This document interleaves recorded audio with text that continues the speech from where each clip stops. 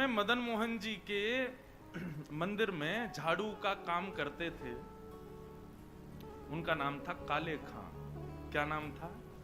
काले खां। काले खां बड़े प्रसिद्ध हैं, मैंने उनका चरित्र पढ़ा भी है, श्री काले खां जी का। काले खां जी के नाम से आज भी मदन मोहन जी की आरती होती है, तो ऐसा होता ही नहीं कि काले खां को प्रणाम नहीं करते। देखो कितनी बड़ी बात, हमारे हिंदुओं के इष्ट ठाकुर जी हैं और उनकी आरती होती है, तो आरती में एक विजातीय व्यक्ति का स्मरण किया जाता है, तब आरती संपन्न होती है। श्री मदन मोहन लाल जी तो काले खां जो थे वो झाड़ू का काम करते थे मंदिर में। अपना घर चलाने के लिए उन्होंने ये कार्य स्वीकार किया। परंतु देखो यहां बहुत सारी बातें इसी कथा में सिद्ध हो जाएंगी। ठाकुर जी के प्रति प्रेम होने के लिए हमको हिंदू धर्म में होना, एक भक्त कुल में जन्म लेना, या हमारा एनवायरमेंट भक्ति युक्त होना जरूरी हो, ऐसा नहीं है। रैदास जी कहते हैं, सो ही सुहागन प्रिय जाहि रीझ हैं। भक्ति वो ही कर सकता है जिससे ठाकुर जी रीझे हों। इसलिए अपने लिए ताली बजा लेना कि हम लोग कथा सुन रहे हैं, तो इसका मतलब ठाकुर जी हमसे रीझे। आप अपनी इच्छा से सुन ही नहीं सकते, मैं अपनी इच्छा से सुना ही नहीं सकता।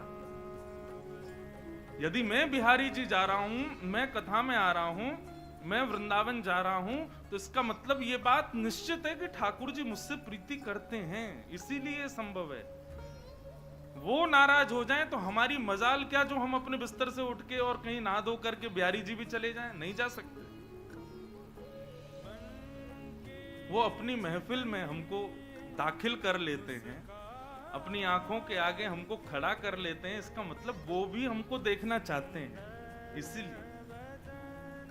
तो काले खां एक विजातीय व्यक्ति, हिंदू भी नहीं था, केवल अपने घर को चलाने के लिए झाड़ू का काम करता था मंदिर के पास।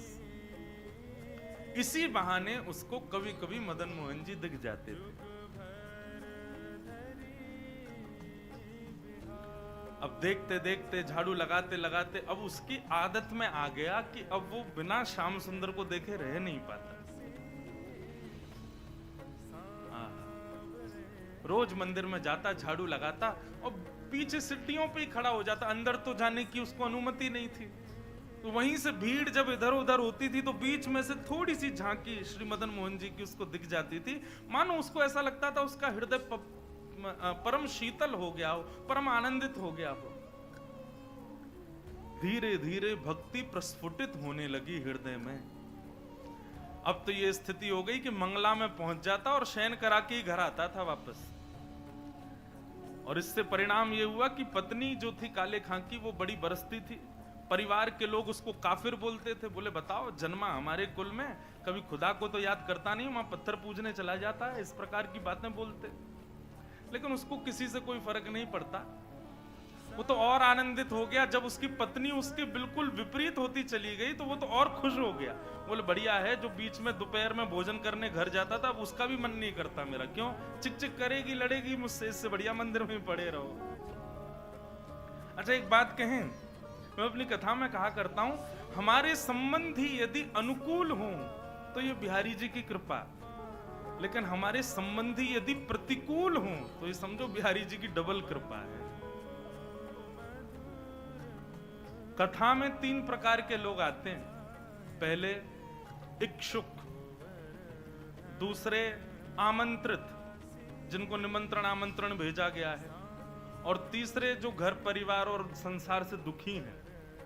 3 प्रकार के लोग कथा में आते हैं।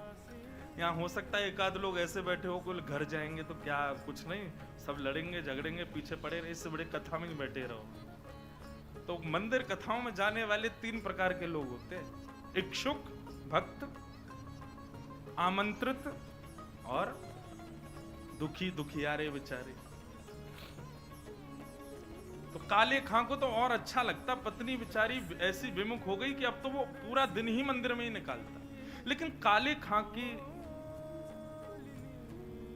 व्यवहार धर्म में एक पीड़ा थी कि उनको कोई संतान नहीं थी। घर परिवार के लोग सब उसको बहुत डांटते थे, बोले अरे तू खुदा को भजा कर, वो तुझको संतान देंगे, वो तेरे को बेटा देंगे, तू किसको भजने चला जाता है, खुदा को पुकारता ही नहीं है, इसीलिए तो तेरे बालक नहीं हो रहा। अब तो रोज की इतनी चिकचिक हो गई कि काले खां एक दिन मंदिर गया, मदन मोहन जी का श्रृंगार दर्शन कर रहा था, दूर खड़े खड़े बोले, हे मदन मोहन लाल जी, मुझे पुत्र की कामना नहीं है, मुझे संतान की कामना नहीं है, पर आपकी भक्ति करने में, आपसे प्रेम करने में बाधा बनती है मेरे परिवार के लोगों की बातें, और वो बातें तभी खत्म होंगी जब मेरे घर एक पुत्र हो जाए। हे नाथ, मुझे पुत्र की कामना नहीं, मेरी कामना तो ये कि सब चुप हो जाएं और मैं आपकी भक्ति करता रहूं, इसके लिए आप मुझे एक पुत्र दे दो। और कृपा ऐसी हुई कि कहां परिवार के लोगों ने जब ज्यादा बोलना प्रारंभ किया, तभी खबर आई कि काले खां की पत्नी जो है वो गर्भवती। पहले तो आधे लोगों के मुंह बंद हो गए। काले खां भी सबको बोल देते, बोले तुम लोग कहते हो खुदा को भजो तभी बालक होगा, दो मेरे मदन मोहन लाल जी ने भेज दी संतान, अब देखना होगी। फिर ये हुई कि अब बेटी हुई तो समझेंगे कि इसके ठाकुर जी ने दी, बेटा हुआ तो समझेंगे हमारे खुदा ने दिया। बोले ऐसा नहीं, ये तो हमारे ठाकुर जी कृपा करेंगे, उन्हीं की कृपा से ही हो रहा है। और काले खां के यहां पर एक पुत्र ने जन्म लिया। जन्म लेते ही महाराज काले खां बड़ा खुश, इसलिए नहीं कि पुत्र हुआ, इसलिए कि अब सबके मुंह बंद हो गए, अब मुझसे कोई कुछ नहीं कहेगा, अब मैं निरंतर मदन मोहन लाल जी का खूब दर्शन किया करूंगा। लेकिन हमारे ठाकुर जी सीधी सीधी जीवन जिए कोई, इससे ठाकुर जी को आनंद नहीं आता। हमें बिहारी जी बड़े चतुर हैं, खुद टेढ़े हैं तो इसलिए भक्तों का भी जीवन टेढ़ा मेढ़ा ही कर देते हैं। ये बात आप सबने अनुभव की होगी। जीवन में अगर 10-15 दिन बड़े खुशी खुशी निकल जाएं तो चिंता और बन जाती है, अब पता नहीं क्या होने वाला है, 10 दिन से कुछ हुआ नहीं है मेरे साथ, निश्चित कुछ तो होगा। अब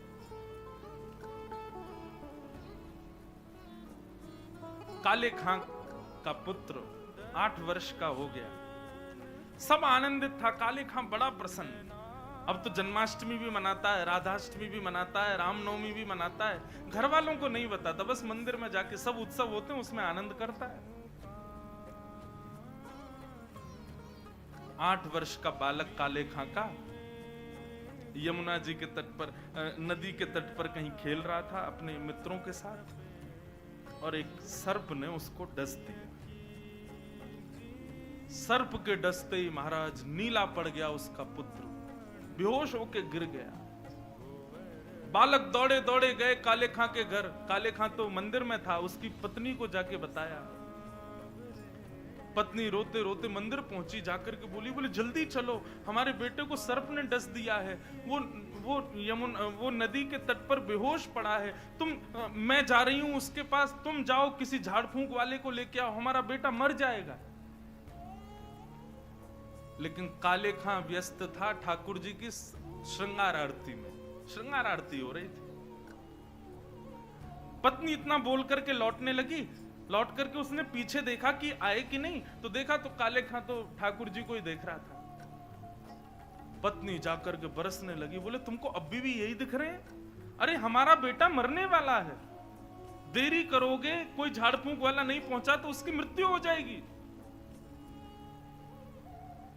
लेकिन काले खां तो अभी भी मदन मोहन जी को ही देख रहे थे। पत्नी ने कहा, यदि मेरे पुत्र को कुछ हो गया ना, तो फिर देखना मैं क्या करती, तुम्हें और तुम्हारे इस मदन मोहन को दोनों को देखूंगी मैं। ऐसा कहकर के पत्नी तो चली गई। काले खां वहीं खड़े रहे, नेत्रों से अविरल अश्रुधार बहाने लगे, इसलिए नहीं कि पुत्र को सर्प ने डसा, इसलिए हे मदन मोहन लाल, क्यों आप चैन से नहीं बैठने देते मुझको? क्यों आप चैन से मुझे दर्शन नहीं करने देते? ये सब मुझे पता है आपकी लीलाएं हैं, और ये सब क्यों करते हो ये भी मुझे पता है, मुझे परखने के लिए कि मैं अपनी स्थिति से च्युत तो नहीं हो रहा कहीं। लेकिन मेरा पुत्र दिया आपने था तो बचाओगे भी आप ही। और पुनः कहूंगा, इसलिए नहीं कि मेरा पुत्र है, इसलिए कि मैं आपसे दूर ना हो जाऊं, बस मेरे पुत्र को बचाना। संध्या आरती के बाद जैसे ही कपाट बंद हुए, काले खां नदी के तट पर पहुंचा। भीड़ इकट्ठी थी। पत्नी को जैसी पता चला, काले खां बोले आगे ओझा को नहीं लाए, झाड़ फूंक वाले को, बोले वो तो मैं भूल गया। इतना कहना हुआ कि महाराज परिवार के लोगों ने काफिर काफिर कहकर के काले खां को सुनाना प्रारंभ कर दिया। दौड़ करके गए, ओझा को लेकर के आए। जैसे ही ओझा ने आकर के उसकी नब्ज आदि देखी तो कहा ये बालक तो जीवित नहीं है, इसकी तो मृत्यु हो चुकी। सब रोने लगे। काले खां की पत्नी ने अपने पुत्र को गोद में उठाया और ले गई और मदन मोहन जी के द्वार पर जाकर के अपने पुत्र को रख दिया। बोले बहुत कहते थे मदन मोहन लाल जी ने दिया है, मदन मोहन लाल जी ने दिया है, तो ये जीवित करके दिखाएं इसको अब। और यदि ये जीवित नहीं हुआ, खुद भी मर जाऊंगी, तुमको भी मार दूंगी और पूरे परिवार को नष्ट कर दूंगी इन्हीं की दहली पर। तब काले खां ने मदन मोहन लाल जी को निहारा और निहार करके कुछ शब्द काले खां ने लिखे हैं, तो थोड़े उर्दू के अल्फाज, लेकिन हैं बहुत सुंदर।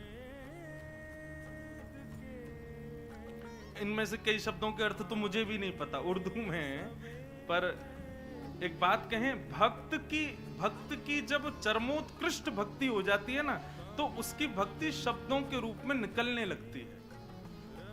जब भक्ति चरम स्थिति में पहुंचती है, कहां मीराबाई ने नहीं गाया, सूरदास ने नहीं गाया, तुलसीदास ने, सबने गाया। एक बात नोट कर लीजिएगा, जिसने पाया उसने गाया, और जिसने नहीं पाया वो गा नहीं पाया कभी। यदि बिहारी जी मिलेंगे ना, तो आप गाने का प्रयास नहीं करोगे, गाना अपने आप होगा, अपने आप प्रकट होंगे शब्द आपके मुख से। अभी हमारी स्थिति क्या है, अभी हम सूरदास के पद गाते हैं, अभी मीराबाई के पद गाते हैं, अपने हमारी कोई निर्माण नहीं है, अपनी हमारी कोई सामर्थ्य नहीं है। पर जिस दिन बिहारी जी मिलेंगे, उस दिन जिह्वा में सामर्थ्य आएगी और आप कुछ ना कुछ गाओगे, ये निश्चित है। जो पाएगा वो गाएगा। काले खां मदन मोहन लाल जी की ओर देखने लगा और कहने लगा, मुसफक साफीक रफीक दिल दोस्त मेरे नजदीकी हकीकी ख्याल कीजिए। मेहरबान कदरदान आला तू जहान बीच, मुझसे गरीबों का गुनाह माफ कीजिए। काले बेकरार खड़ा तेरे दरबार पे, नंद के कुमार जरा गौर अब कीजिए। हिंदुओं के नाथ तो हमारा कुछ दावा नहीं, जगत के हो नाथ तो हमारी सुध लीजिए। हे मदन मोहन लाल, एक द्वार पर खड़ा है तुम्हारे, यदि तुम हिंदुओं के नाथ हो तो हम वापस चले जाएंगे, कोई कृपा मत करना। पर मैंने सुना है लोग आपको जगन्नाथ बुलाते हैं। जगत के हो नाथ, जगत के हो नाथ तो हमारी सुध लीजिए। बस ये बात कहनी हुई, नेत्रों से अविरल अश्रुधार बहने लगे काले खां के, और देखते ही देखते जैसे ही अश्रुधार का एक बिंदु नीचे पड़े हुए काला पड़ गया था पुत्र विष के कारण, जैसे एक बिंदु जाकर के उस पुत्र के मुखमंडल पर पड़ी, पड़ते ही उसका जो काला वर्ण हो चुका था वो श्वेत होने लगा, और धीरे धीरे पुत्र ने आंख खोलनी प्रारंभ करी, उठ करके बैठ गया, देखने लगा, जल पी करके बोला, अब्बा अम्मी, जो उसके माता पिता थे उनको उन्हीं शब्द में पुकारा। बोले कि वो कहाँ गया? बोले कौन? अरे अभी जो यहाँ खड़ा था, मेरे समान छोटा सा बालक था, मेरे जैसा ही सांवला उसका वर्ण था, मोर मुकुट पहनी थी, बहुत सुंदर उसकी मुस्कान, उसके ऐसे सुंदर नेत्र थे, वो मेरा सखा है, वो मेरे गले में गलवैया डाल करके खड़ा था, कहाँ गया वो? और ये भाव देखते ही वहां खड़े जितने लोग थे सबने मदन मोहन लाल जी को दंडवत प्रणाम किया। सब समझ गए, बोले किसने की है कृपा हमको पता है। तब से लेके आज तक श्री मदन मोहन लाल जी की आरती होती है तो आरती होते ही वहां का एक आरती पूर्ण होते ही एक पंक्ति गाई जाती है। कारे के बेटा को जब कारे ने खाया, कारे के बेटा को जब काले ने खाया, कारे की कविता सुन बेटा जिवायो है। काले खां के बेटा को जब काले नाग ने खाया तब काले खां की कविता सुन करके उसके बेटा को जिवाने वाले बोल मदन मोहन लाल की